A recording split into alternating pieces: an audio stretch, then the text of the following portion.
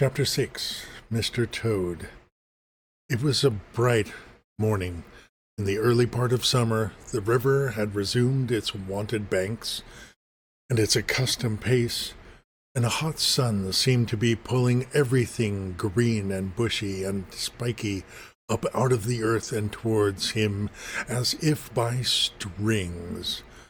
The mole and the water rat had been up since dawn and very busy on matters connected with boats and the opening of the boating season, painting and varnishing, mending paddles, repairing cushions, hunting for missing boat hooks, and so on, and were finishing breakfast in their little parlor and eagerly discussing their plans for the day when a heavy knock sounded on the door. "Father," said Rat, all over egg. "See who it is, Mole, like a good chap, since you've finished." The Mole went to attend the summons, and the Rat heard him utter a cry of surprise. Then he flung the parlor door open and announced, with much importance, Mr. Badger. This was a wonderful thing indeed, that the Badger should pay a formal call on them, or indeed on anybody. He generally had to be caught, if you wanted him badly, as he slipped quietly along a hedgerow of an early morning or late evening, or else hunted up in his own house in the middle of the wood, which was a serious undertaking. The Badger strode heavily into the room and stood looking at the two animals with an expression full of seriousness. The Rat let his egg spoon fall on the tablecloth and sat open-mouthed. "The hour has come," said the Badger at last with great solemnity. What hour?" said Rat uneasily, glancing at the clock on the mantelpiece. "Whose hour, you should rather say," replied the Badger. "Why, Toad's hour, the hour of Toad. I said I would take him in hand as soon as the winter was well over, and I'm going to take him in hand today." "Toad's hour, of course," cried Mole delightedly. "Hooray! I remember now. We'll teach him to be a sensible Toad."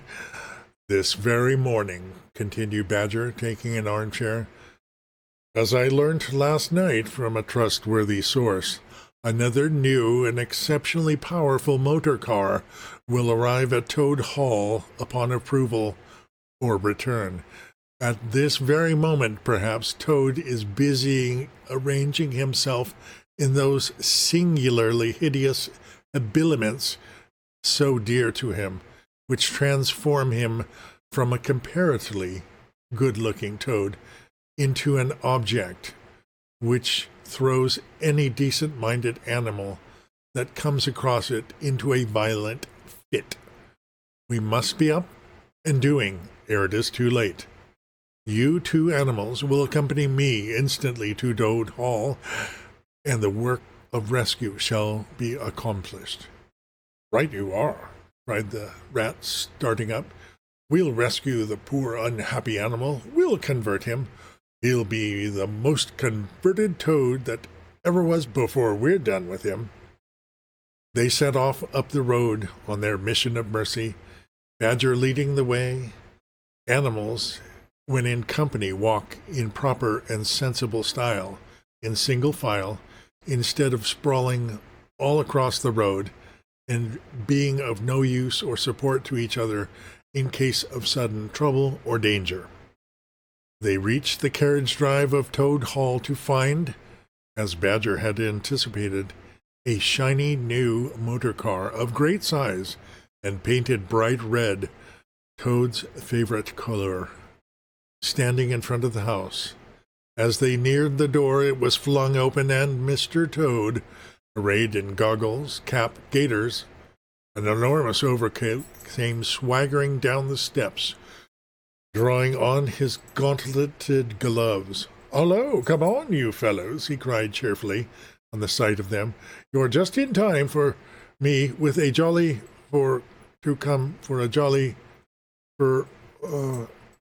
jolly." His hearty assents faltered and fell away as he noticed the stern, unbending look on the countenances of his silent friends, and his invitation remained unfinished. The badger strode up the steps. "Take him inside," he said sternly to his companions. Then, as Toad was hustled through the door, struggling and protesting, he turned to the chauffeur in charge of the new motor car. "I'm afraid you won't be wanted today. Mr. Toad has changed his mind. He will not require the car. Please understand that this is final. You needn't wait." Then he followed the others inside and shut the door.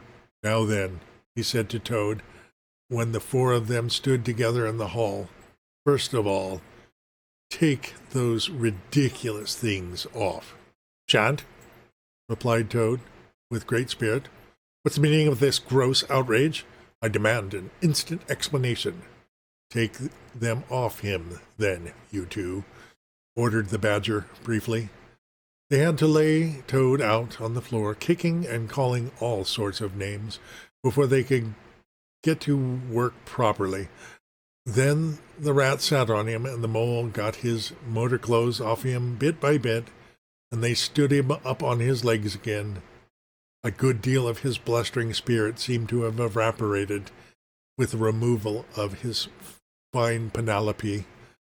Now that he was merely Toad, and no longer the terror of the highway, he giggled feebly and looked from them one to the other appealingly, seeming quite to understand the situation. "You knew it would come to this sooner or later, Toad," the badger explained severely.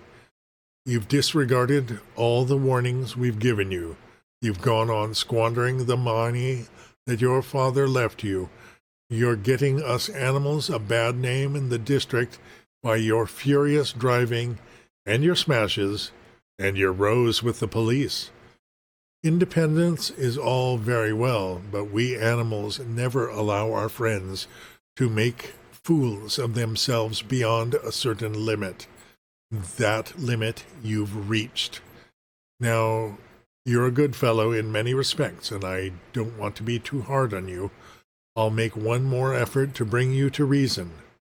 You will come with me into the smoking room, and there you will hear some facts about yourself, and we'll see whether you come out of the room the same Toad that you went in." He took Toad firmly by the arm and led him into the smoking room and closed the door behind them. "That's no good," said the rat contemptuously. "Talking to Toad'll never cure him. He'll say anything." They made themselves comfortable in armchairs and waited patiently. Through the closed door, they could just hear the long, continuous drone of Badger's voice, rising and falling in waves of oratory, and presently they noticed that the sermon began to be punctuated at intervals by long-drawn sobs, evidently proceeding from the bosom of Toad, who had a soft heart and an affectionate fellow, very easily converted, for the time being, to any point of view. After some 3/4 of an hour, the door opened, and the badger reappeared, solemnly leading by the paw the very limp and dejected Toad. His skin hung baggily about him, his legs wobbled, and his cheeks were furrowed by the tears so plentifully called forth by the badger's moving discourse. "Sit down there, Toad," said the badger kindly, pointing to a chair. "My friends," he went on, "I am pleased to inform you that Toad has at last seen the error of his ways.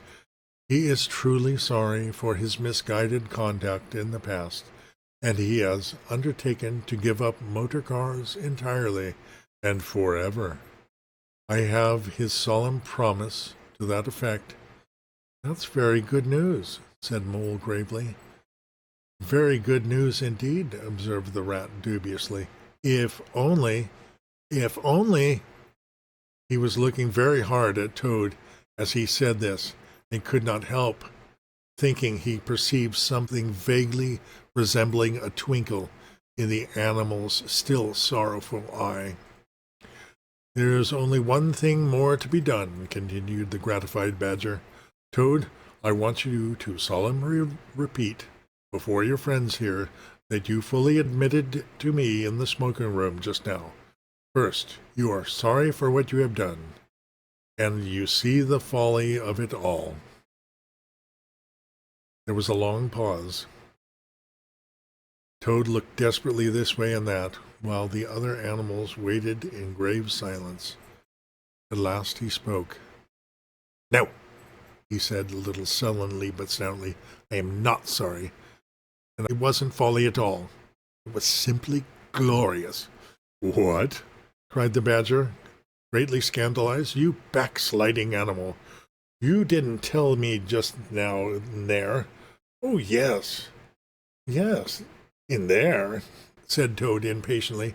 "I'd have said anything in there. You're so eloquent, dear Badger, and so moving, and so convincing, and put all your points so frightfully well.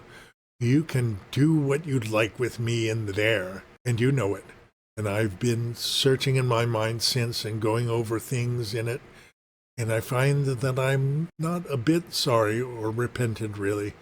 So it's no earthly good saying I am, now is it?" "Then you don't promise," said the Badger, "never to touch a motor car again?" "Certainly not," replied the Mole emphatically.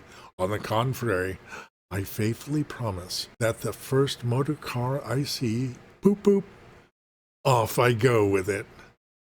"Told you so, didn't I?" observed the Rat to the Mole. "Very well, then," said the Badger firmly, rising to his feet. "Since you won't yield to persuasion, we'll try what force can. And I fear it would come to this all along.